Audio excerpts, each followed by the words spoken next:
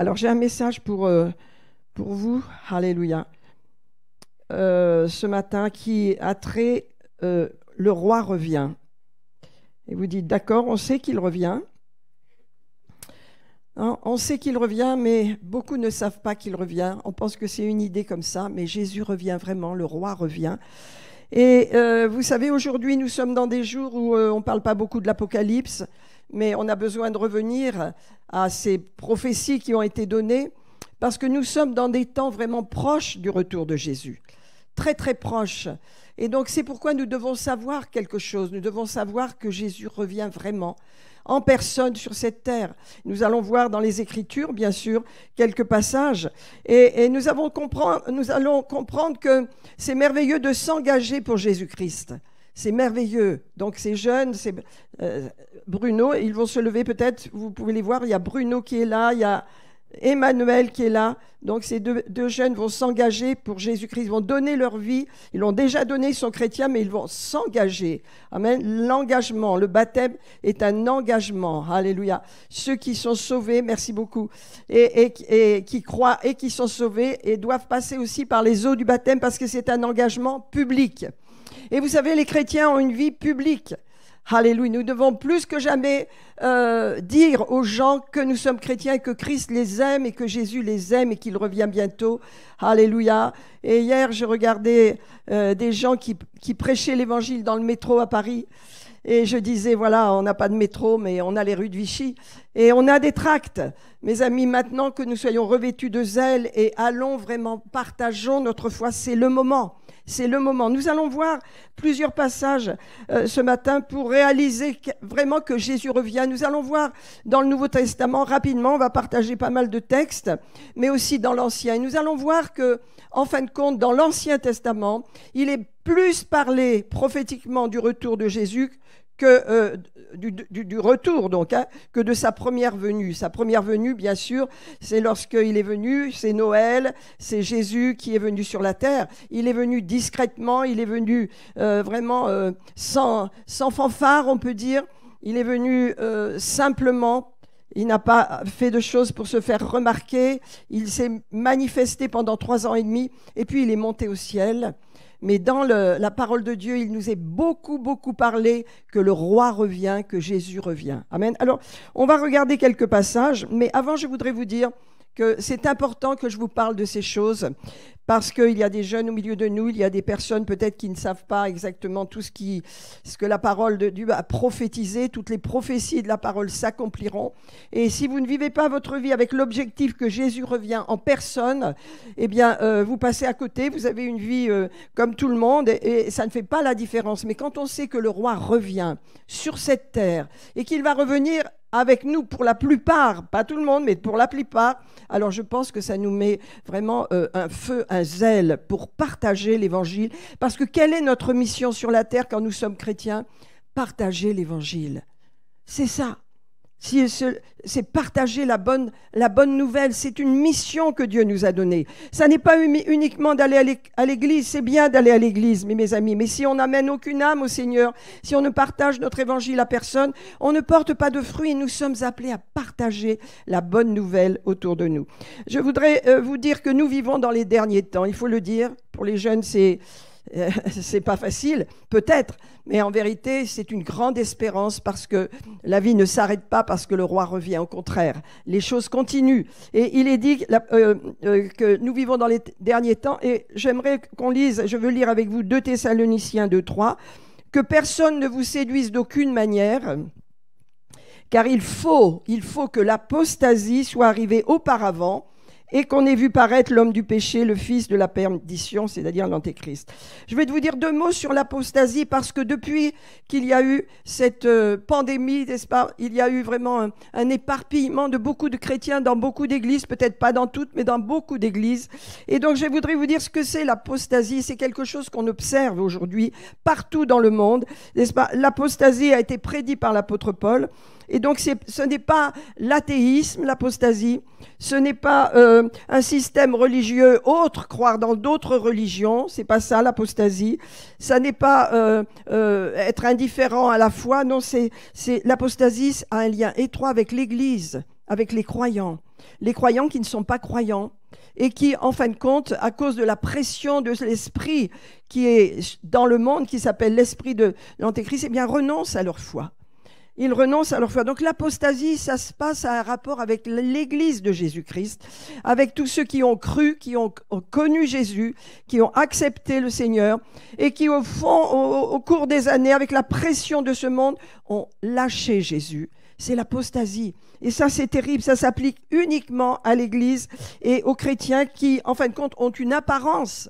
Ils ne sont pas vraiment ancrés en Christ, vous voyez, et alors ils tournent le dos et ils cessent de marcher avec Jésus-Christ. Mes amis, nous sommes dans ces temps, il faut le savoir, et qu'il y a une grande pression sur vous qui êtes croyants, qui êtes chrétiens, qui êtes engagés, afin que votre engagement, vous détachiez de votre engagement, et il y a cet esprit du monde qui attire et qui détourne vraiment, et donc nous devons rester ancrés, quelles que soient les situations que nous vivons, nous devons rester ancrés, parce que nous devons savoir dans quel temps nous sommes.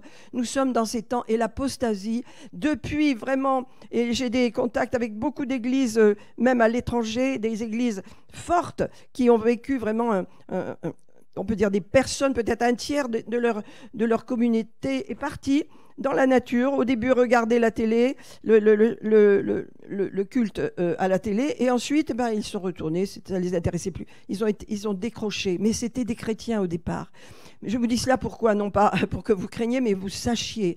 Il faut qu'on sache qu'il y a l'apostasie, l'ennemi qui essaie de détourner les gens, de les écraser avec les problèmes de la vie ou avec les distractions de la vie pour qu'ils lâchent leur engagement. Alors, il est dit, il faut que l'apostasie soit arrivée. Donc, l'apostasie, eh bien, c'est tout ce qui vous éloigne de Jésus-Christ. Ok? Alors, nous voulons rester accrochés. Le roi revient. Et j'aimerais vous lire un passage dans l'Apocalypse. C'est l'Apocalypse 19. Je ne vais pas vous parler trop longtemps de l'Apocalypse, mais du retour de Jésus en personne. Il est venu il y a 2000 ans, 2025 ans maintenant, peut-être plus ou moins. Mais en fin de compte, il est reparti au bout de 3 ans et demi.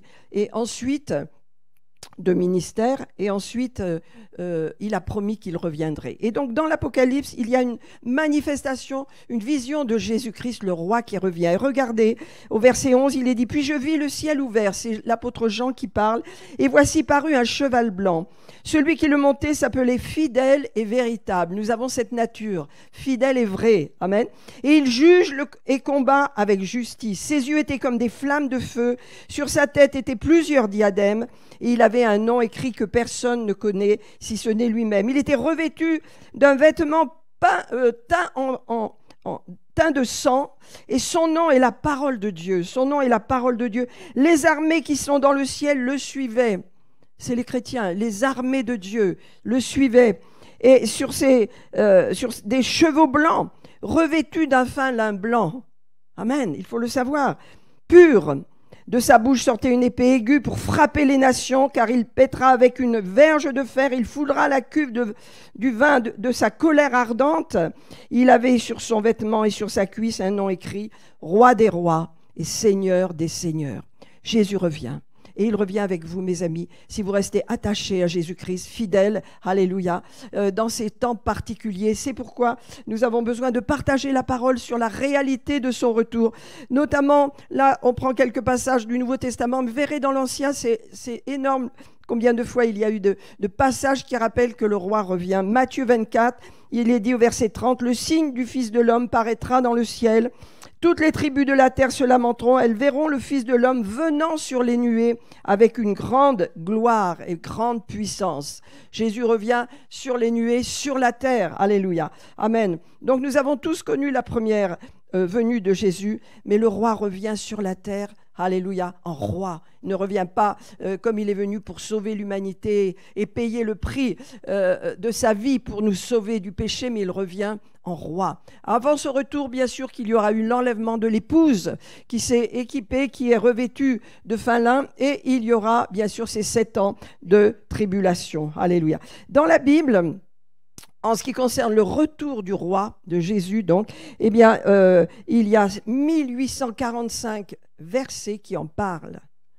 Alors, vous voyez que c'est extrêmement important. Et nous, quelquefois, on ne le réalise pas, mais je suis là ce matin pour nous rappeler que le roi revient et que dans votre vie spirituelle, c'est important que vous ayez cet objectif, tout au moins ce but, il revient. Donc ma vie va avoir un sens différent parce que je sais qu'il revient. Et peut-être même sûrement dans cette génération que vous êtes. Donc dans l'Ancien Testament, 17 livres parlent du retour de Jésus. Et dans le Nouveau, 7 sur 24. C'est beaucoup. Ça fait en tout, 7 sur 39, ça fait 24 livres qui parlent du retour de Jésus dans toute la Bible. Alors je vais vous donner un passage dans Thessaloniciens. On raconte à notre sujet quel accès nous avons eu auprès de vous, comment vous vous êtes convertis.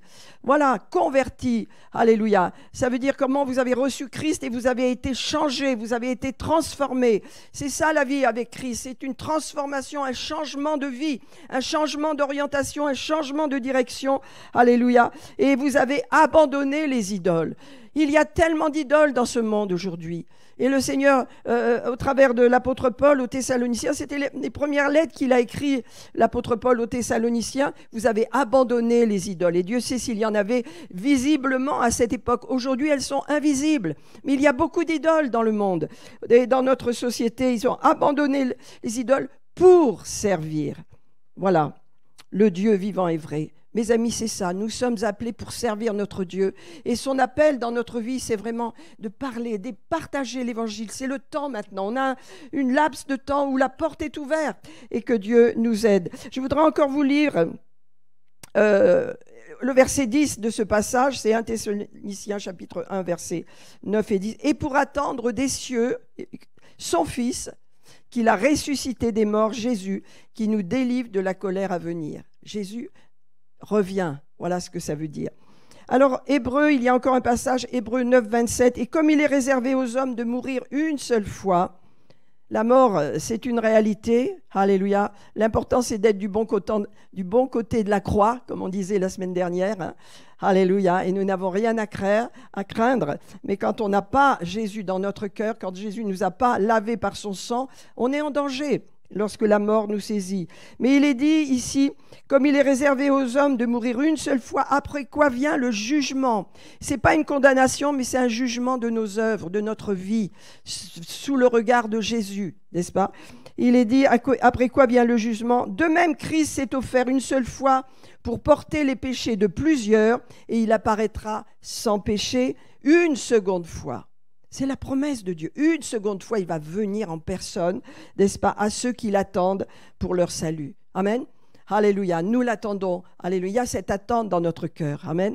Mais il y a bien sûr tellement de choses à faire encore autour de nous, partout où nous sommes. Mais il y a cette attente dans notre cœur. Comment ça va être quand tu vas revenir? Des fois, j'imagine, le monde va changer.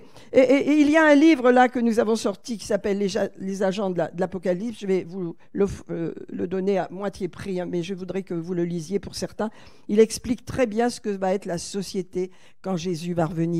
Comment l'atmosphère va changer, même la terre va se réorienter, il va y avoir tellement de transformations, plus de pollution d'un seul coup, la puissance de Jésus va être à l'œuvre et ça va être magnifique. Donc voilà, il apparaîtra une deuxième fois pour ceux qui l'attendent. Alors vous savez, dans l'Ancien Testament, vous connaissez tous Enoch. Enoch, il est dit à un certain moment de sa vie, il a marché avec Dieu. Ça veut dire beaucoup, n'est-ce pas? Dans Genèse, je ne sais plus quel chapitre, mais c'est dans les premiers livres de la Genèse, il marchait avec Dieu. Et puis en fin de compte, Dieu l'a pris avec lui parce qu'ils étaient tellement en amour tous les deux qu'il est parti dans la présence de Dieu. Mais Jude, dans l'épître de Jude, vous savez, Jude était un des frères de Jésus. Il dit cela, Jude, j'aimerais vous le lire, Jude 14. Il dit, c'est aussi pour eux, donc, qu'Enoch, le 7e depuis Adam, a prophétisé en ces termes. Alors, dans la première église, il circulait beaucoup de lettres des anciens, beaucoup de... Voilà. Et là, Jude, le frère de Jésus, note cette lettre, cette indication qui circulait à l'époque parmi le peuple juif. Il est dit que Enoch, le 7e depuis Adam, a prophétisé en ces termes. « Voici, le Seigneur est venu avec ses saintes myriades pour exercer un jugement contre tous, et pour faire rendre compte à tous les impies parmi eux de tous les actes d'impiété qu'ils ont commis et de toutes les paroles injurieuses qu'ils ont proférées contre les pécheurs impies. » Donc Jésus revient. avec des myriades d'anges, les myriades de croyants de tous les âges, dans toute l'histoire. Et Jésus revient et il est dit que le Seigneur est venu. Donc c'est quelque chose qu'il a prophétisé, vous voyez, dès la Genèse. Donc c'est une réalité que le Seigneur revient. Et même dans la Genèse, il y avait cette parole qui est donnée. Et il y a ensuite Daniel qui dit, le prophète Daniel, « Je regardais pendant mes visions nocturnes et voici. » Alors Daniel ne sait pas que Jésus va venir. Vous savez, Jésus est caché dans l'Ancien Testament. Il n'est pas révélé. Et il a cette vision étrange, il ne comprend pas la vision. Et regardez, il dit, « Je regardais dans mes visions nocturnes, et voici sur les nuées des cieux arriva quelqu'un de semblable à un fils de l'homme. » Donc il est sur la terre, il voit arriver quelqu'un des cieux, un homme qui vient du ciel. C'est pas un extraterrestre, hein, mais les gens pourraient dire, « Oh, un extraterrestre, c'est Jésus », mais il ne sait pas que c'est Jésus. Et il prophétise, et il dit, « Voici, il arrive des cieux quelqu'un de semblable à un homme, en fin de compte. » Et il s'avança vers l'ancien des jours, ça veut dire l'Éternel, le Dieu tout-puissant, et on le fit approcher vers lui. Et il est dit, on lui donna la domination, la gloire et le règne. C'est un roi. Et tous les peuples, les nations et les hommes de toute langue le servirent.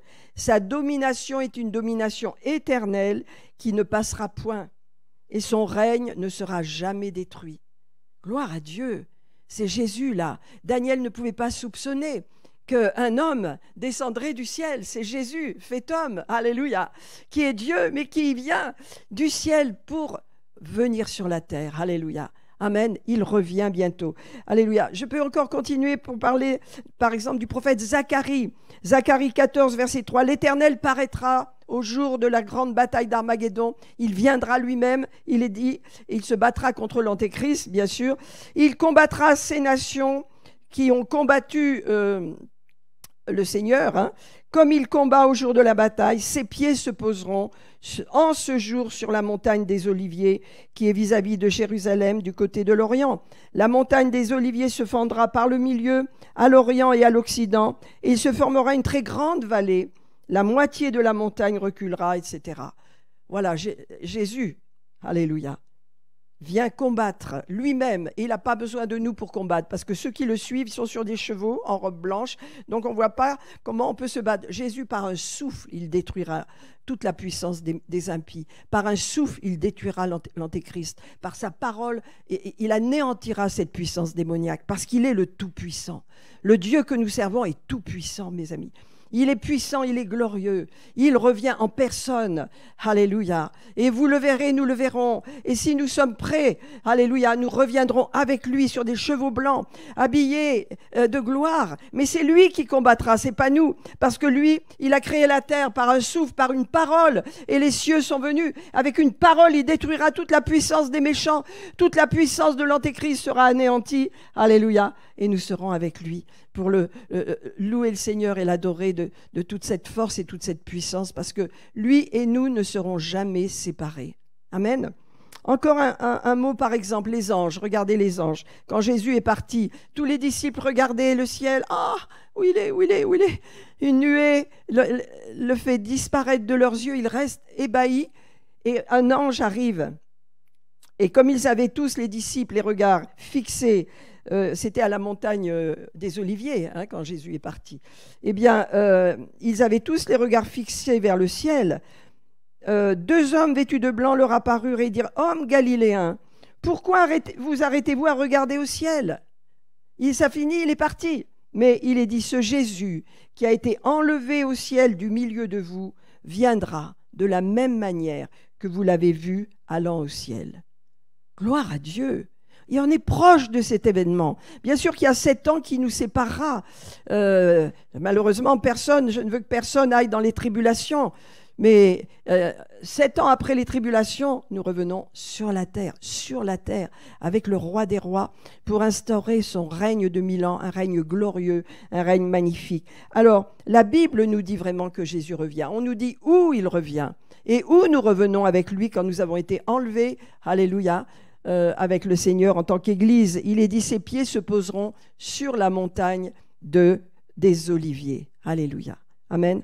vis-à-vis de Jérusalem. C'est Zacharie 14, verset 4. C'est là que nous revenons avec lui. C'est là que tout se passe. C'est en Israël. Les yeux des nations chrétiennes, les yeux de l'Église sont sur Israël actuellement. C'est là que tout se fait. Amen. Alors, la même montagne par laquelle il est parti, c'est la même montagne par laquelle il va revenir. Alors, mes amis, qu'allons-nous faire avec toutes ces informations? Amen. Qu'allons-nous faire, nous qui sommes des témoins de Jésus-Christ? Alléluia. Alléluia. Pourquoi c'est important que je vous rappelle que le roi revient en personne et que nous sommes proches de son retour? Bien sûr qu'on sera enlevé avant, mais au bout de 7 ans, c'est rien, 7 ans, il revient avec nous.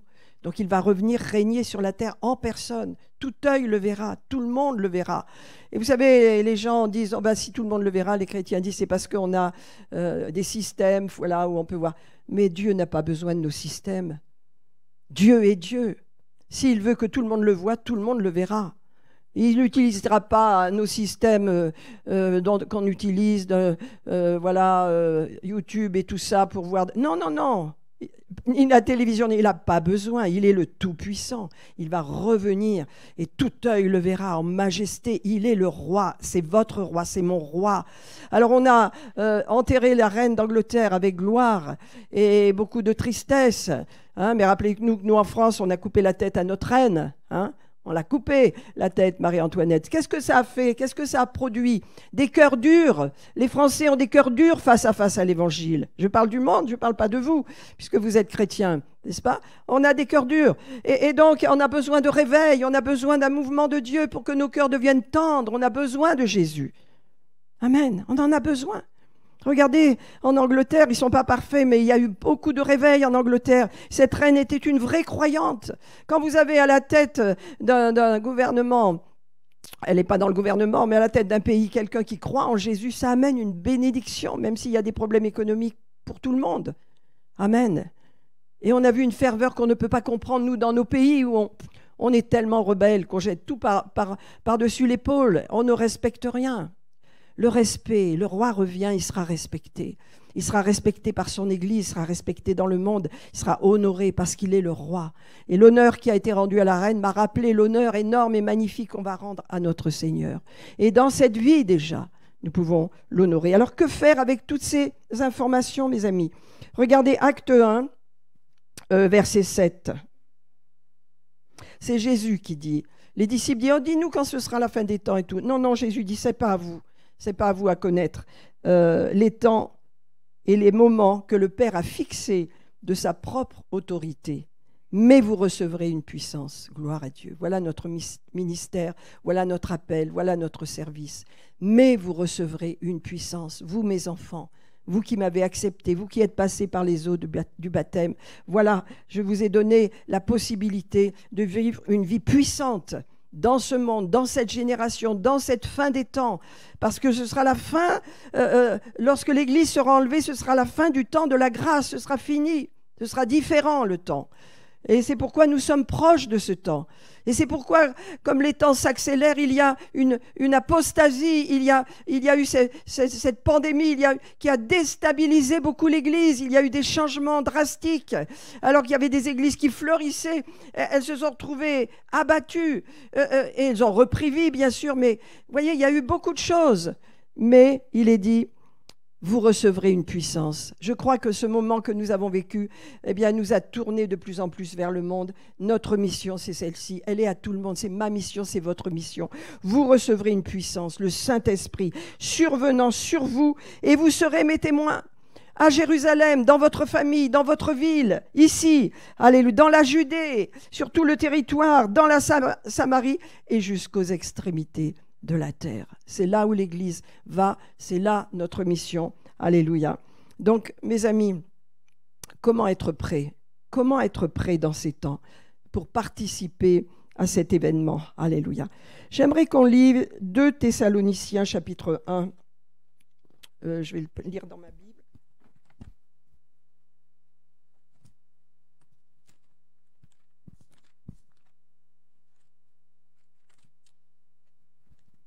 Alors, 2 Thessaloniciens, chapitre 1, versets 6 à 10, il est dit Car il est de la justice de Dieu de rendre l'affliction à ceux qui vous affligent et de vous donner à vous qui êtes affligés du repos avec nous. Il parle de chrétiens qui sont persécutés.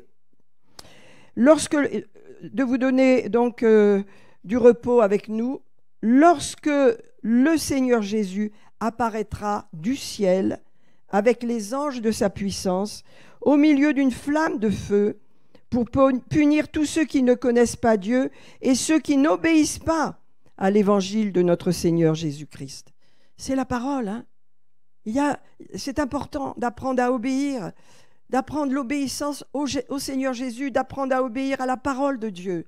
Nous sommes des chrétiens, alléluia. On ne peut plus vivre comme le monde maintenant, on apprend à suivre le Seigneur, à obéir, parce que sinon, nous perdons quelque chose. Nous perdons quelque chose d'essentiel qui va nous poursuivre toute notre éternité. Il est dit qu'il y aura une punition, un jugement, ça veut dire, pour ceux qui n'obéissent pas à l'évangile. Ça veut dire qu'il faut encore avoir entendu l'évangile pour ne pas lui obéir, hein. C'est pas pour ceux qui ne savent pas. Lorsque je n'étais pas chrétienne, j'étais vraiment pas chrétienne, mais j'avais pas de responsabilité dans la mesure où je ne connaissais pas Jésus. À partir du moment où je me suis engagée dans les eaux du baptême, avec Jésus, je suis devenue responsable de ma foi et de marcher avec Jésus. Mais donc le monde qui ne connaît pas Jésus ne connaît pas Jésus, mais ceux qui connaissent Jésus et qui l'abandonnent, eh bien, ce sont des apostats. Il y aura un jugement terrible sur leur vie. Alléluia. Il est dit qu'ils auront pour châtiment une ruine éternelle, loin de la face du Seigneur et de la gloire de sa force, lorsqu'il viendra pour être en ce jour-là glorifié dans ses saints, dans ses croyants. Amen. Hein, dans l'Église. Et admiré par tous ceux qui auront cru, car notre témoignage auprès de vous a été cru. Amen. Alors, qu'est-ce que nous avons besoin de réaliser? Alléluia. Que nous devons nous préparer spirituellement, personnellement, amen, à être fidèles, à mettre Dieu en premier dans notre vie, parce que sinon nous serions écartés. C'est pas le moment d'être dans l'apostasie et de rejeter et de faire passer toutes sortes de choses avant le Seigneur. C'est le moment de mettre Dieu en premier dans notre vie et de lui demander de nous garder, de ne pas compter sur notre propre force. Pour être chrétien, vous savez, ça ne dépend pas de vous, de moi. Ça dépend de votre foi et du Seigneur qui vous tient et qui vous demande de marcher d'une certaine façon parce qu'il vous tient dans votre foi.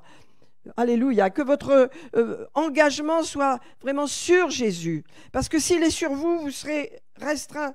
Comment est-ce que je vais vivre une vie de sainteté dans un monde pollué comme il est actuellement? Je compte sur Jésus. Amen. Je marche avec Jésus. Je dépends de Jésus. Je m'attache à Jésus. Je suis en communion avec mon Seigneur. Je lui dis tout de ma vie. Rien n'est caché. Alléluia. Il sait tout de moi. Alléluia. Et j'ai la crainte de Dieu parce que je sais que le roi revient. Et c'est le roi. Ça n'est pas quelqu'un que je peux mettre à ma sauce. Non, non. C'est le roi des rois, le Seigneur des seigneurs. Alors, alléluia. Comment est-ce que je peux participer à son retour? Je veille. Dans Matthieu 24, 37 à 44, il est dit, veillez, car vous ne savez pas quand votre Seigneur viendra. Veillez, ça veut dire attention, soyez attentifs, ne vivez pas comme des inconscients, soyez conscients que le roi revient. Alléluia. Et vous dites, comment c'est possible? Eh bien, il est déjà reparti dans le ciel, il est venu une fois, il reviendra, mais en roi. Alléluia. Il est venu pour sauver, il reviendra pour être adoré, honoré par ses enfants, avec ses enfants, et pour installer pendant 1000 ans un règne de paix. Mes amis, dans Apocalypse 19, 6, il est dit « J'entendis comme une voix d'une foule nombreuse. Dans le ciel, il y a une foule nombreuse. Mais cette foule, elle nous attend encore. Où que nous soyons, Vichy, Bordeaux, Paris, Lyon, Russie, Ukraine, Chine, l'Église a une mission. C'est la même. On a tous la même. Allez, prêchez l'évangile, allez bénir les gens, parlez-leur de l'amour de Jésus. Je voyais une vidéo d'une jeune fille qui était dans le métro de Paris avec un micro et qui prêchait l'évangile dans le micro et appelait les gens à accepter. Jésus vous aime, Jésus vous aime. Ce sont des semences tellement puissantes. Alléluia. On ne peut pas garder ce message pour nous, mes amis. Il n'est pas que pour nous. Nous, notre responsabilité, c'est de garder notre foi, notre communion les uns avec les autres. Alléluia. Cela nous garde, cela nous protège de faire partie de l'église locale, bien sûr. Cela nous garde, cela nous encourage. Mais, mes amis, la mission, c'est pour les gens du dehors, parce qu'il y aura un jour où on ne pourra plus travailler. Mais aujourd'hui, la porte est ouverte. On peut encore aller dans les rues. On peut encore offrir des tracts. Et si on n'a pas le temps de tout prêcher l'évangile, on peut donner des tracts, on peut faire des choses. Ne nous privons pas. Ne nous privons pas. Les temps sont graves, les temps sont sérieux. J'ai tenu, bien sûr, à vous parler de cela. J'aurais aimé parler d'autre chose. Il y a tellement de merveilleux sujets, mais vraiment, le Seigneur m'a dit, je veux que tu parles de cela. Le roi revient. Et il faut que nous l'ayons devant les yeux, parce que ça tient notre vie spirituelle. Ça tient un jour, et tout jugement lui sera remis. Il revient comme un roi et comme un juge, n'est-ce pas? Alors bien sûr, qu'en Christ, nous ne sommes pas condamnés ni jugés, mais notre vie passera en lumière devant lui. Elle sera toute éclairée. Tout ce que nous avons fait, tout ce que nous avons dit, pour la gloire de Dieu, aura une récompense. Donc nous devons le savoir, car ça n'est pas une histoire de l'Apocalypse, c'est annoncé. C'est annoncé 8 fois sur une fois par rapport au premier retour la première venue de Jésus. C'est annoncé 8 fois plus dans la Bible. Son retour. Vous voyez, quand on revient, c'est le retour. Amen. Alors, j'entendis la voix d'une foule nombreuse comme le bruit de grosses eaux, comme un bruit de fort tonnerre, disant « Alléluia » car le Seigneur notre Dieu Tout-Puissant est entré dans son règne. Réjouissons-nous et soyons dans l'allégresse et donnons-lui gloire, car les noces de l'agneau sont venues et son épouse s'est préparée. Amen. Voyez mes amis, je vous dis ça pourquoi? Parce que ça me parle. On n'est jamais prêt. On doit continuer de se préparer. On est sauvé, bien sûr. Quand on est sauvé, on est sauvé. Mais la préparation, le fait d'obéir, de suivre, de marcher avec Jésus, d'obéir à son commandement, ça c'est ça. Nous avons besoin d'être prêts et de nous préparer.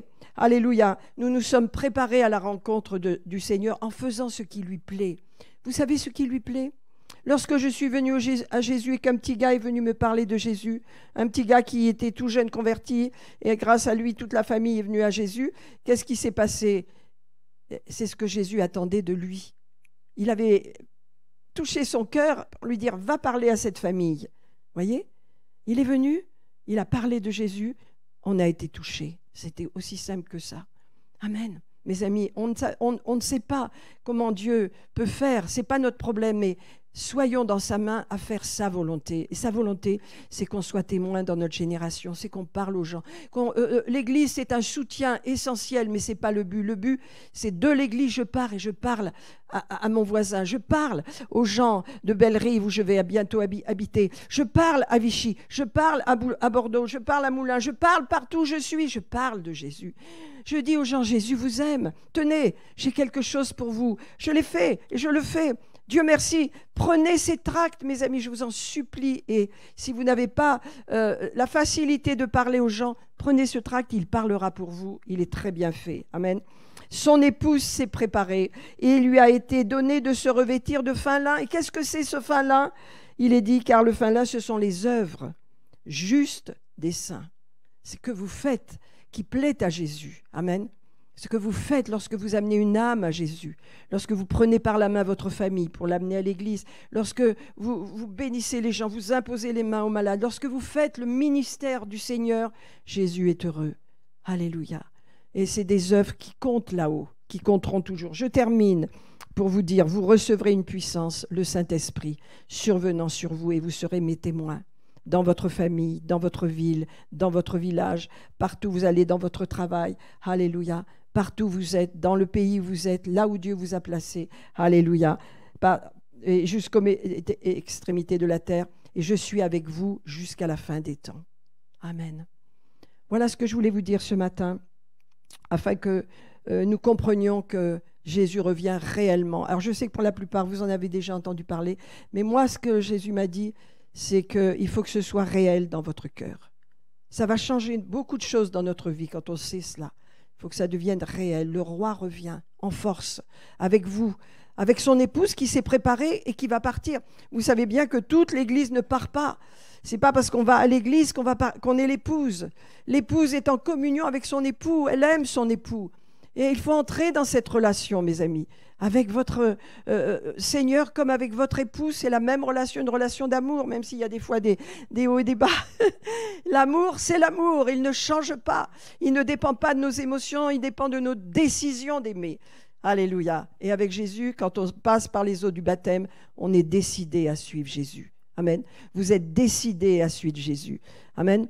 Et je vais prier, mais je voulais dire vraiment que la décision que nous prenons, c'est ce qu'il y a de plus puissant. Je parlais avec Bruno pour la préparation, nous étions avec Emmanuel aussi, préparation au baptême, et Bruno m'a parlé à part, t'inquiète pas, je vais être discrète, mais il a dit, moi je me suis engagée vis-à-vis de ma femme par exemple, et vis-à-vis du Seigneur, je sais ce que c'est l'engagement, et j'ai trouvé ça beau.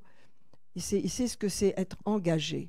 Dans les beaux jours comme dans les mauvais jours, ne pas lâcher ce qu'on a établi, ce que Dieu a uni, vous voyez, aussi bien dans le mariage que dans l'union avec le Seigneur Jésus. Amen. Alors on va prier, mes amis. Je vous rappelle que le roi revient, que le fait que le roi revienne, c'est écrit dans énormément de passages dans toute votre Bible. C'est beaucoup plus actualisé, ça revient beaucoup plus que même la première venue de Jésus. C'est 8 fois plus, tellement c'est important que le roi revienne. C'est un événement et ce n'est pas quelque chose de bizarre, c'est quelque chose d'écrit. Et toutes les prophéties de la Bible s'accompliront. Tout ce que Jésus a dit s'accomplira. Je reviendrai. Je vais vous préparer une place et je reviendrai. Je vous prendrai avec moi afin que là où je suis, vous soyez toujours avec moi. Jésus nous a dit ça. Il nous le dit à tous. Il reviendra. Il est proche de revenir. Il est proche aussi de nous emmener également avec lui. Alors mes amis, je termine et nous allons prier. Et prier avec moi, c'est demander, prier personnellement. Vous savez, plus que jamais, on a eu des périodes où nous avons beaucoup, et on le fera encore, prier pour les gens, imposer les mains, etc. Mais il faut que votre propre foi se développe de plus en plus pour recevoir directement de Dieu. Vous voyez, c'est important.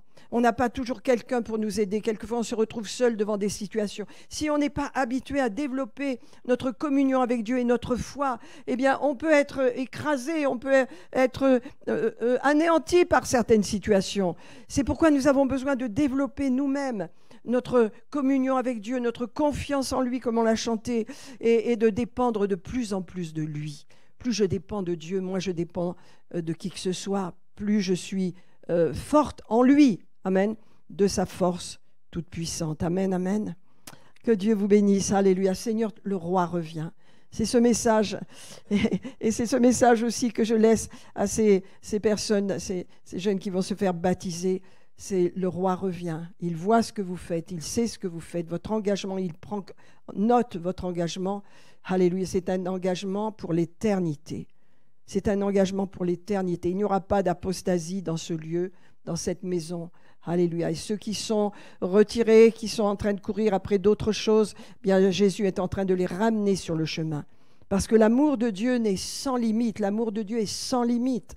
Alléluia. Il n'a pas de limite. Amen. Alléluia. Nous allons prier, mes amis.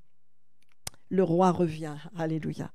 Seigneur, nous le savons, mais maintenant nous le concevons de plus en plus que c'est une réalité à laquelle nous allons participer les uns et les autres, Seigneur.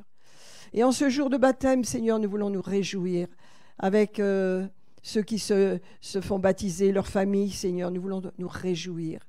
Et nous voulons sceller vraiment leur engagement par le sang de Jésus, sceller en Christ, afin que leur vie te soit agréable, Seigneur.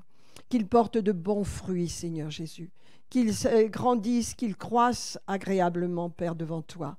Qu'ils s'épanouissent, Seigneur, qu'ils aient confiance en eux, qu'ils aient vraiment de la joie d'être chrétiens et qu'ils portent vraiment un bon parfum, le parfum de Christ. Seigneur Père, pour nous-mêmes, nous prions ce matin, afin que tu nous gardes dans notre marche avec toi, Seigneur. Tu nous gardes fidèles, courageux, persévérants, comptant sur ta force, Seigneur, non pas sur notre force, comptant sur toi chaque jour. Chaque matin, tu renouvelles nos forces. Chaque matin, tu ouvres notre oreille, afin que nous écoutions comme écoutent des disciples. Chaque matin, alléluia, nous voulons avoir un cœur ouvert et te dire, Seigneur, garde-moi dans cette journée, que je fasse ce qui t'est agréable. Seigneur, rends-moi obéissant, obéissante à ta voix. et que cette journée te soit agréable.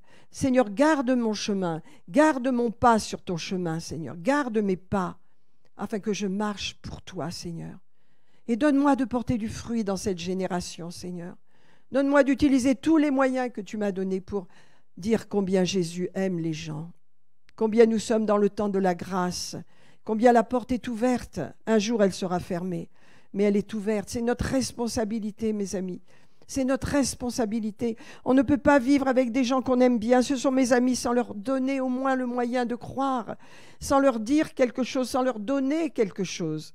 Alléluia. Père, je prie ce matin pour chacun de nous, en tant que croyants, en tant qu'Église.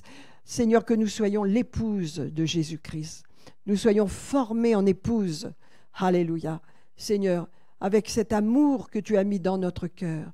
Et que cet amour ne soit pas volé par les idoles de ce monde, par les attractions de ce monde, par les lumières de ce monde, Seigneur.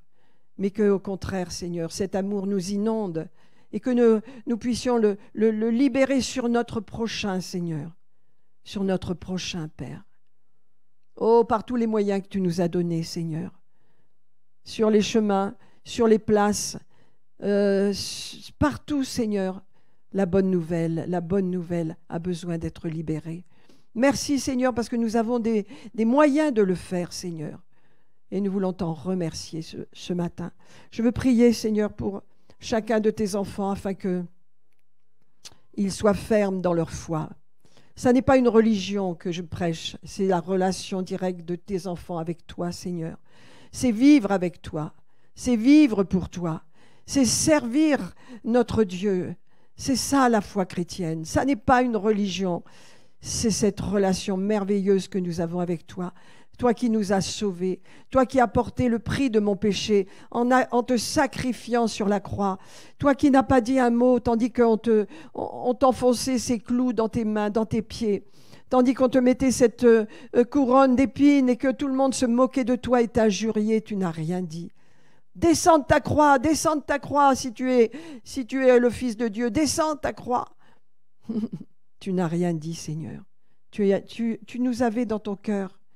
Tu avais ton épouse dans ton cœur. Tu l'as fait dans l'espérance que tu nous aurais avec toi, Seigneur, que nous serions réunis avec toi.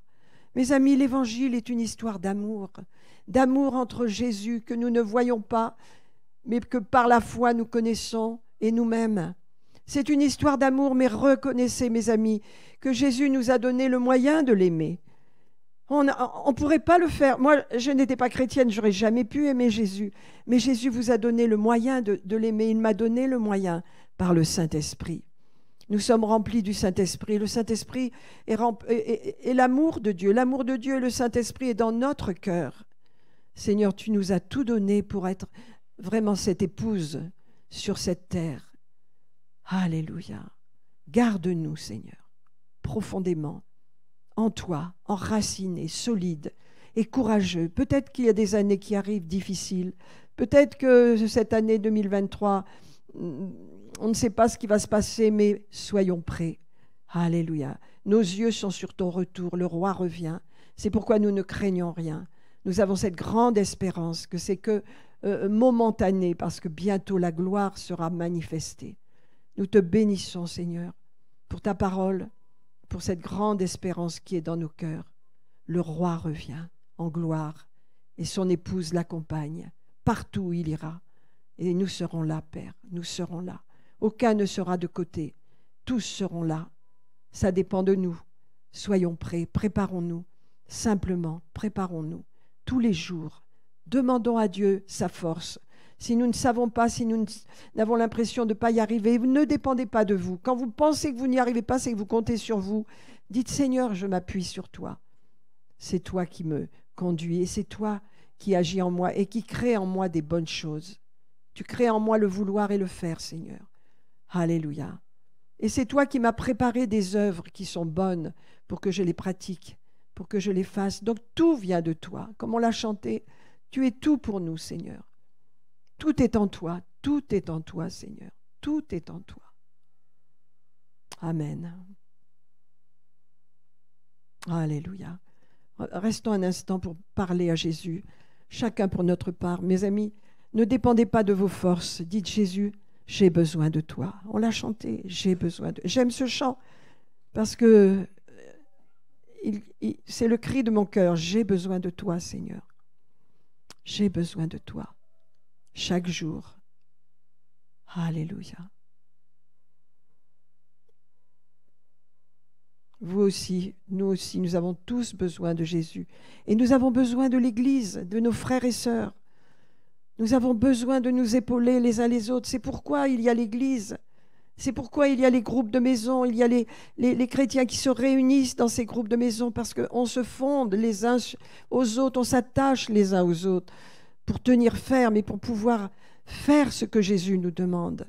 Jamais seul, jamais tout seul. Non, non, jamais seul. Ensemble, nous faisons tout. Ensemble. Merci pour l'Église locale, Seigneur. Merci pour ton Église en France, Seigneur. Que les cœurs durs deviennent tendres, Seigneur. Que ce pays reçoive l'Évangile largement, abondamment, Père. Et que nous puissions y contribuer là où nous sommes, Seigneur, chacun pour notre part. C'est notre prière, c'est notre foi et c'est notre joie. Parce que je sais que c'est pris en compte par toi, Seigneur. Tu vas le faire. Tu l'as déjà fait et tu continueras de le faire. À toi toute la gloire ce matin, Père. Au nom de Jésus. Amen.